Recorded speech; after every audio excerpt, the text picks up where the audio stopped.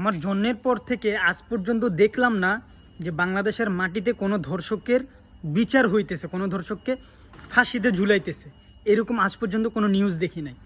So যেহেতু বাংলাদেশ সরকার ধর্ষকের বিচার করতে অক্ষম, ধর্ষকের বিচার তারা করতে পারে না, বিভিন্ন শিল্পপতির ছেলে হওয়ার কারণে বিভিন্ন টাকা পয়সা এভরিথিং অনেক কিছুর মাধ্যমে তারা ছাড়া পাই যায়, আইনের হাত থেকে তারা ছাড়া পাই যায়, তাহলে যারা ধর্ষিতা কিংবা যারা ভুক্তভোগী, যাদেরকে ধর্ষণ করা হয়েছে, আইন আপনারা আপনাদের হাতে তুলে নেন। আপনারা নিজেদের সম্মান রক্ষা করার জন্য ওকে জায়গায় শোয়াই ফেলেন, ওকে পৃথিবী থেকে বিদায় করে দেন। দু একজন সাহস নিয়ে এই কাজগুলো করেন, দেখবেন যে ওরা ভয়ে আর এসব ধারে কাছে যাবে না। আর যারা ধর্ষণ করে তাদের কথা কি বলবো, যে মানুষ খারাপ সে তো একটা ফিতে দেখেও সিরিয়াস হয়ে যায়।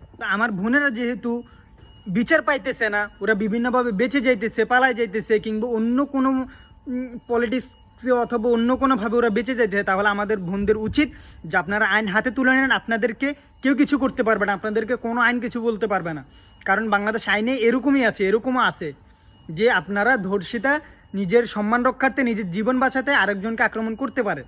আপনারা আইন নিজের হাতে তুলে নেন, তাহলে দেখবেন সব ঠিক হয়ে গেছে।